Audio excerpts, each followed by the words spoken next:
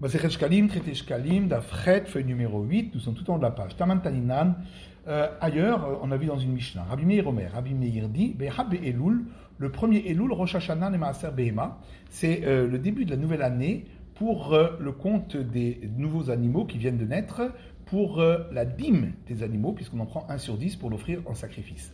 Rabbi Lazar et Rabbi Shimon Omrim, Behab Tishrei. Rabbi Lazar et Rabbi Shimon disent c'est le premier Tishrei qui est le début de l'année. Ben Azai Omer a Elulim bita'aserim bifnei atzman.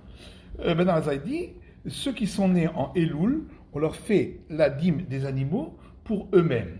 Amar Afruna Tamad et Rabbi Meir. Afruna dit la raison de l'opinion de Rabbi Meir, Adkanet mitpatzot lelet minaye shanot, c'est que jusqu'au premier Elul, c'est les naissances de ceux qui avaient été conçus l'année précédente, c'est-à-dire avant le premier Nissan, et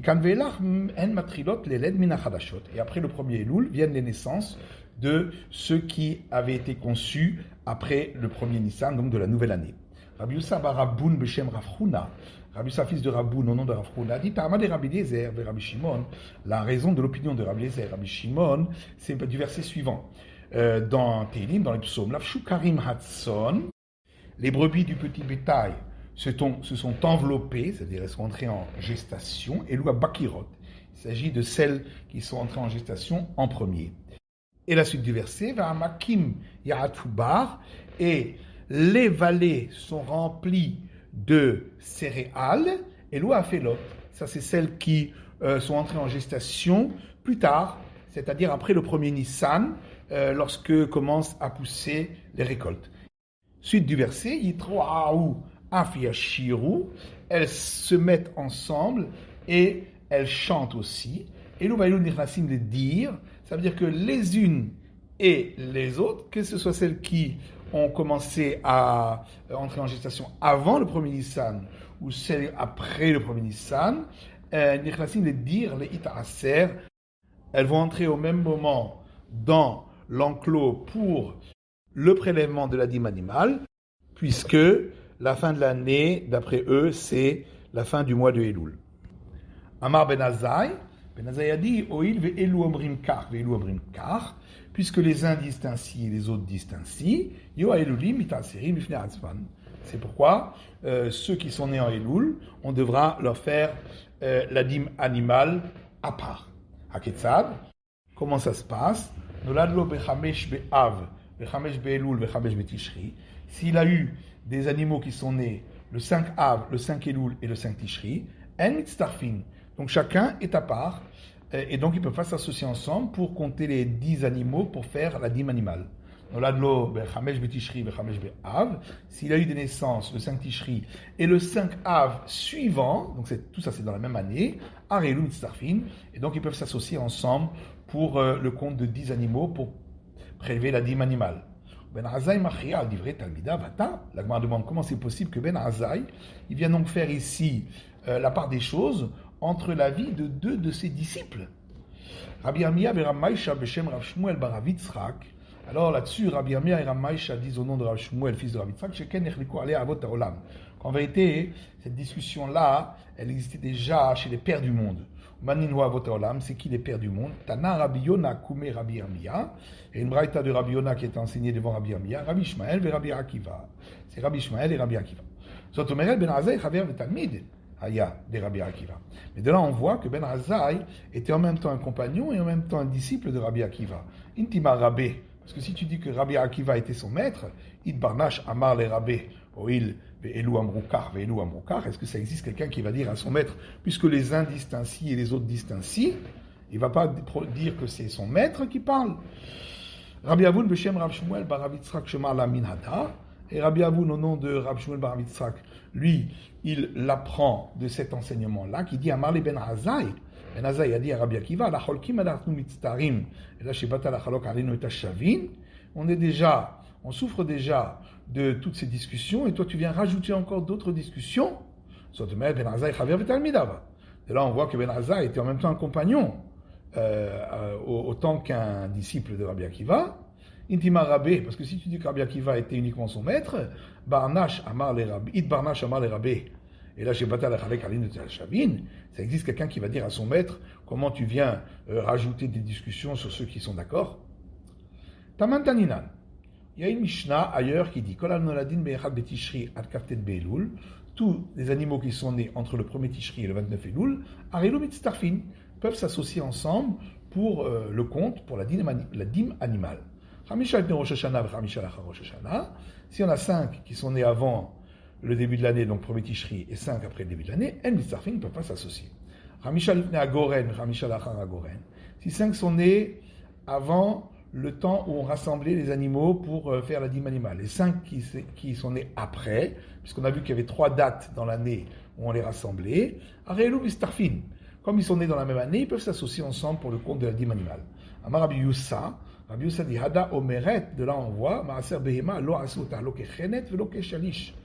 Pour la dîme animale, on n'a pas appliqué ni les règles de la dîme des fruits de l'arbre pour lesquels on va d'après le bourgeonnement, pour compter leurs années, ni selon les règles pour les céréales, pour lesquelles on va d'après le tiers de leur développement, c'est-à-dire d'après le moment où on peut les utiliser.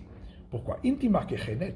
Si tu dis que ici, pour la dîme animale, on aurait suivi comme les règles des fruits de l'arbre et on serait allé d'après on va d'après le bourgeonnement, dès que la merou barim mechad betishri adesri betisha belul. Alors on aurait dû enseigner tous ceux qui ont été conçus depuis le 1er Tishri jusqu'au 29 Elul, puisque la conception, ça correspond au bourgeonnement.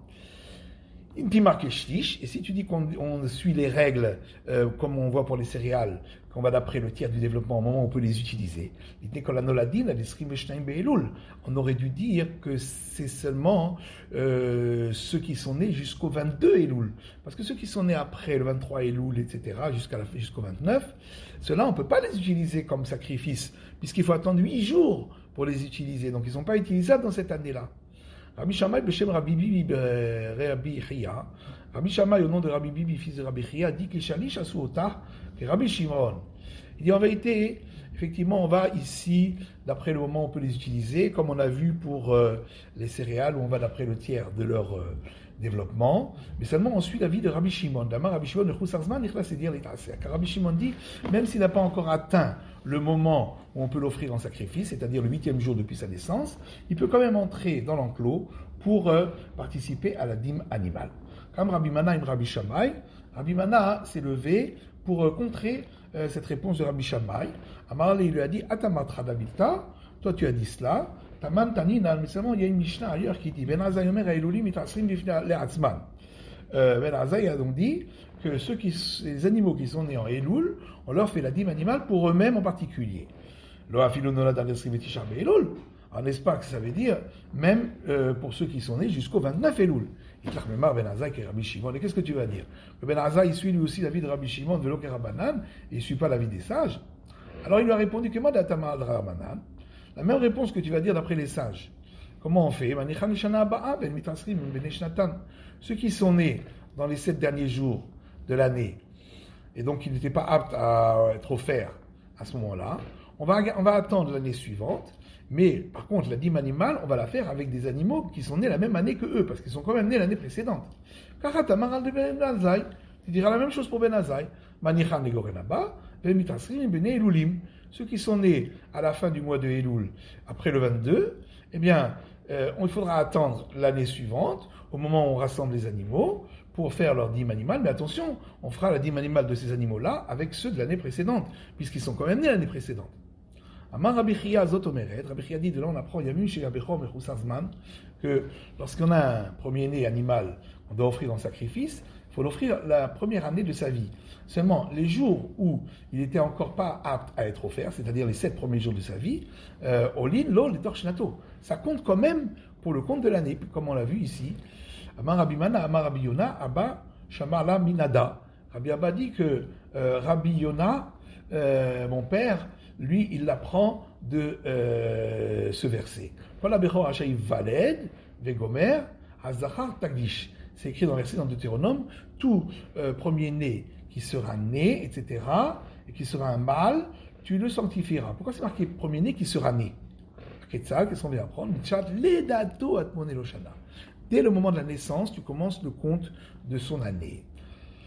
Alors, Deuxième Mishnah, Bishalosh Kupot, Shalosh Sein, Tormin et Tadishka. Avec 3 boîtes qui ont chacune le volume de 3 CA, on faisait le prélèvement de demi-cycle de la grande salle du trésor du temple, comme on a vu 3 fois par an. Retour Aléen, Aleph, Bet, Gimel. C'est marqué sur ces boîtes-là, Aleph, Bet et Gimel, donc sur chacune des boîtes, une lettre. Rabbi Shmuel Amar, Yevanit.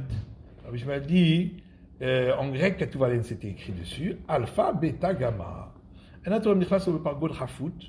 Celui qui va faire le prélèvement des demi-cycles ne peut pas rentrer avec un vêtement qui a un revers, de peur qu'on le soupçonne de faire rentrer de l'argent à l'intérieur.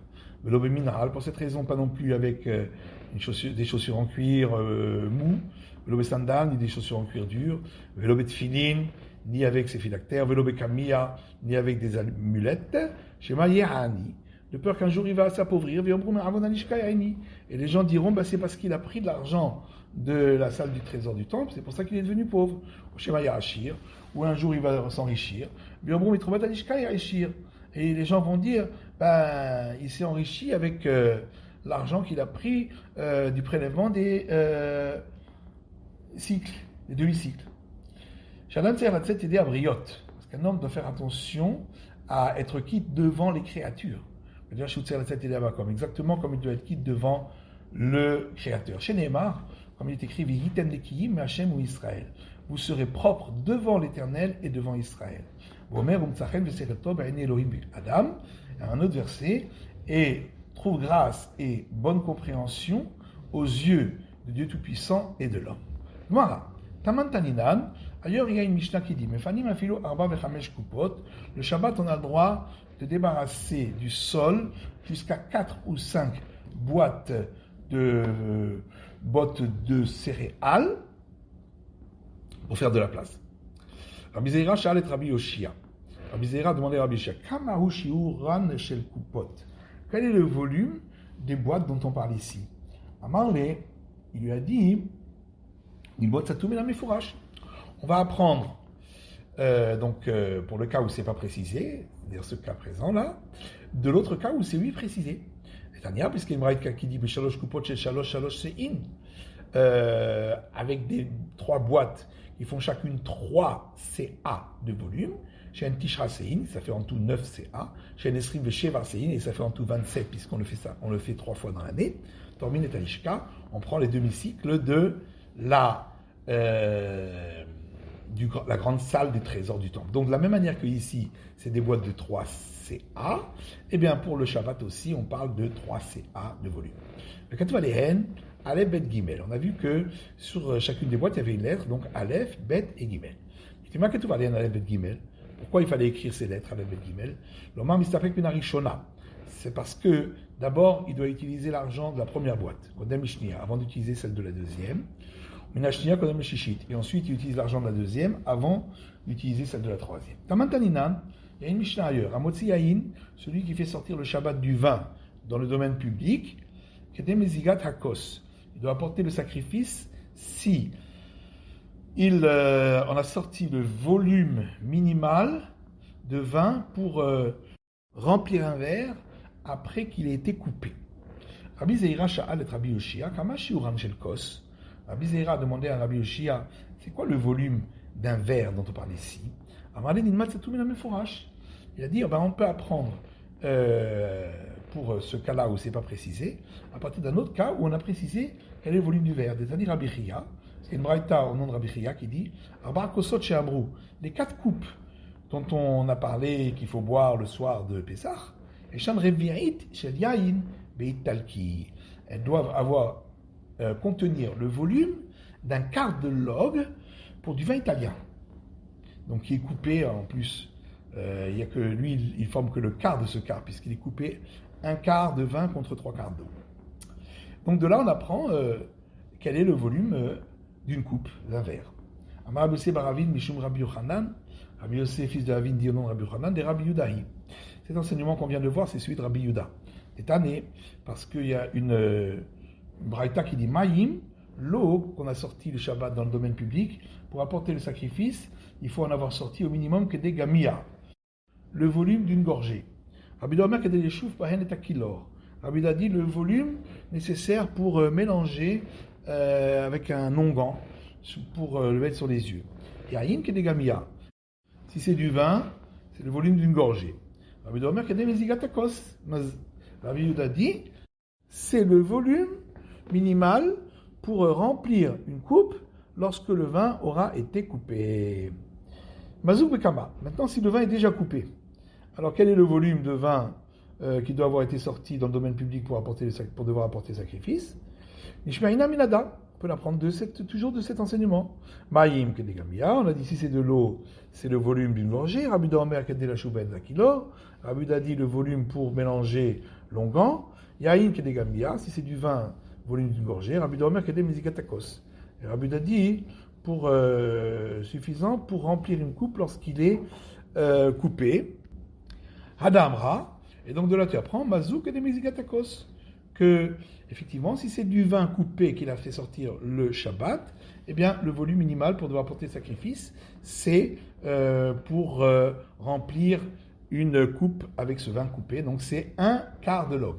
Comme à Shiuran Shelkos, quel est le volume de cette coupe selon les mesures de volume en vigueur en notre temps? Rabbi Avin Amar, titarton ou revia. Rabbi Avin dit, c'est le volume d'un titarton plus un quart de titarton.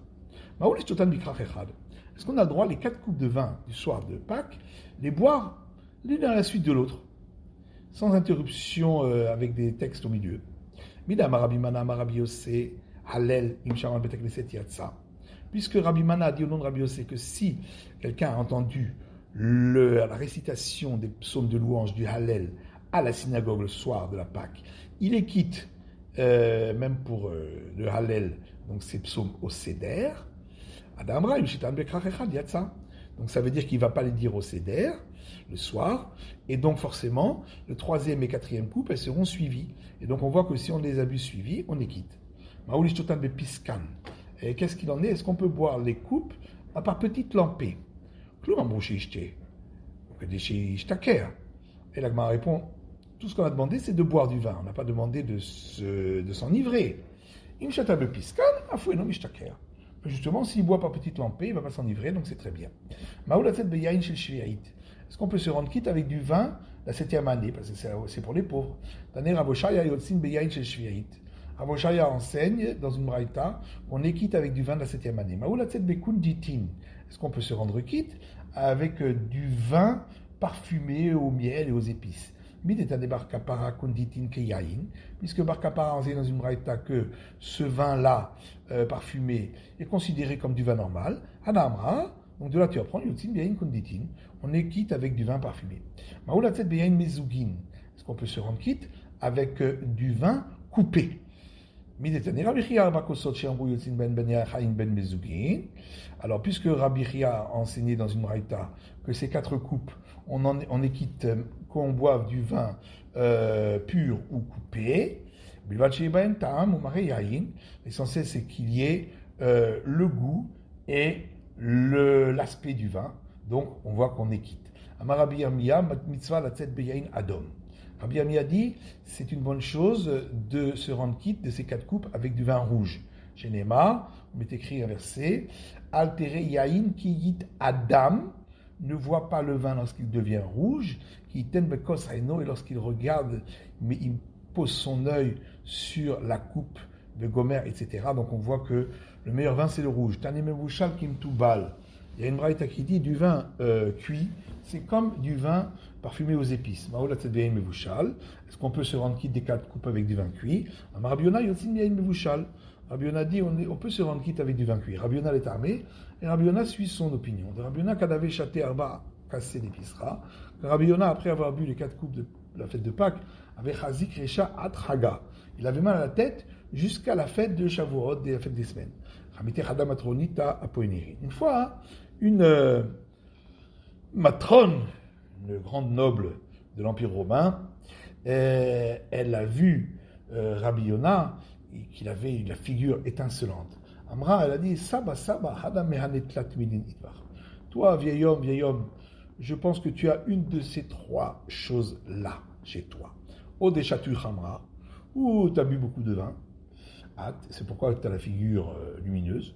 Ou des malvé beribitat, ou tu es un usurier, donc tu ne travailles pas beaucoup, c'est pourquoi tu as une bonne figure. Ou des megadel hazire, où tu élèves des cochons, et là aussi ça ne demande pas beaucoup de travail.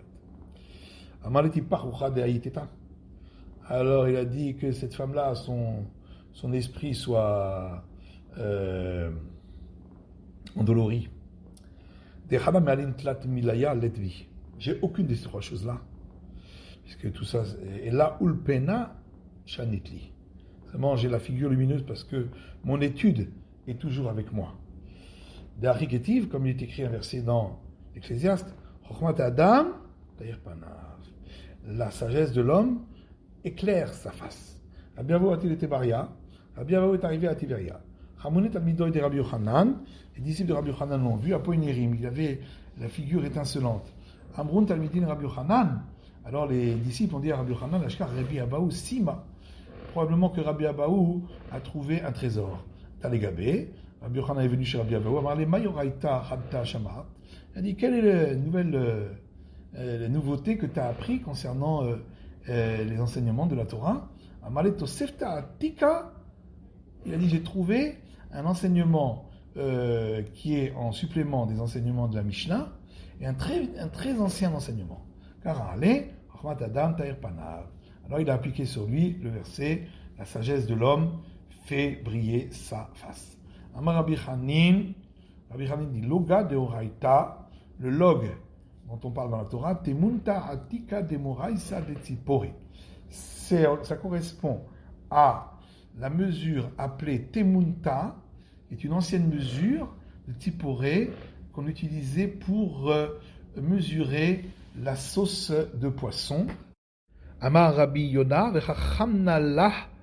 et Rabbi Yona a dit, je connais cette mesure de Bet Rabbi Yanaï, parce que dans la maison de Rabbi Yanaï, avait Mechilin Bar des vaches, on utilisait cette mesure pour mesurer le volume de miel. C'est la fin de l'étude du Daf Chet de la feuille numéro 8.